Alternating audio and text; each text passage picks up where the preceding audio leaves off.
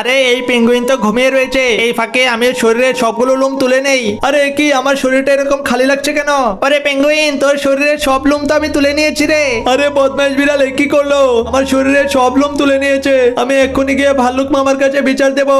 এই পেঙ্গুইন ভাগিনা, তুই আর কান্না করিস না। দাঁড়া, আমি ওই বিড়ালটাকে গিয়ে একদম মেরে দেবো। দাঁড়া, দেখছি ওই বিড়ালটা কোথায় আছে। আরে ওই তো পেয়েছি ওই বিড়ালটাকে। ওরে বাবা, ভাল্লুকটা আমার পিছনে লেগেছে। বাঘ মামা তুমি কোথায়? জলদি আমাকে বাঁচাও। দাঁড়া বিড়াল ভাগিনা, আমি ড্রোনে করে এই কাঁঠাল পাঠিয়ে ওই ভাল্লুকটাকে অজ্ঞান করে দিচ্ছি। দাঁড়া ভাল্লুক, তুই এখনই বুঝবি।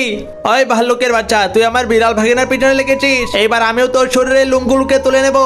বাঘ মামা চলো, আমরা পেঙ্গুইন আর ভাল্লুকের চামড়া দিয়ে আমাদের জন্য শীতের জামা বানিয়ে নেই। আরে বাঘ মামা, এই জামাগুলো পরে তো আমাদের শরীরে শীতই লাগছে না। এই পেঙ্গুইন ভাগিনা, তুই আর কান্না করিস না রে। ওই বিড়াল আর বাঘ মিলে আমাদের দুজনের শরীরে লোম তুলে নিয়েছে। চল আমরা গিয়ে জিম করি, তারপর একদিন শক্তিশালী হয়ে ওদেরকে এসে শিক্ষা দেব। বিড়াল যখন মনের সুখে দোল খাচ্ছিল, তখন চিতা এসে বিড়ালটাকে লাথি মেরে আকাশে পাঠিয়ে দেয়। এরপর চিতা মনের সুখে দোলনায় বসে দোল খেতে শুরু করে। ওই চিতার বাচ্চা, তুই আমাকে মেরেছিস না? দাঁড়া, আমি বাঘ মামার কাছে গিয়ে এখনই বিচার দিচ্ছি। বাঘ মামা, ওই বদমাশ চিতা আমাকে মেরে দোলনা থেকে ফেলে দিয়েছে, তুমি ওর একটা বিচার করো। কি ওই চিতার এত বড় সাহস? চল আমার সাথে, ওকে গিয়ে আজকে শেষ করে দেবো। বিড়াল আর বাঘ তো এই রাস্তা দিয়ে আসবে, আমি এই রাস্তার মধ্যে একটা গাছ কেটে ফেলে রেখে দেই। বাঘ আর বিড়াল, তোরা এসেছিস আমাকে মারতে? এই যে দেখ আমার হাতে কত বড় তলোয়ার। আয় আয় আমার সাথে আয়। এরপর চিতার সাথে বাঘের অনেকক্ষণ মারামারি হয় এবং সবশেষ চিতা সেই বাঘ আর বিড়ালকে হারিয়ে দেয়। আরে বদমাশের বাচ্চারা, যা যা এবার বাড়ি ফিরে যা, তোদেরকে এবারের মতো মাফ করে দিচ্ছি। ওই বিড়াল ভাগিনা, তোর কারণে ওই চিতার হাতে আমি মার খেলাম রে। এবার বনের প্রাণীরা আমাকে দেখে তো আর ভয় পাবে না।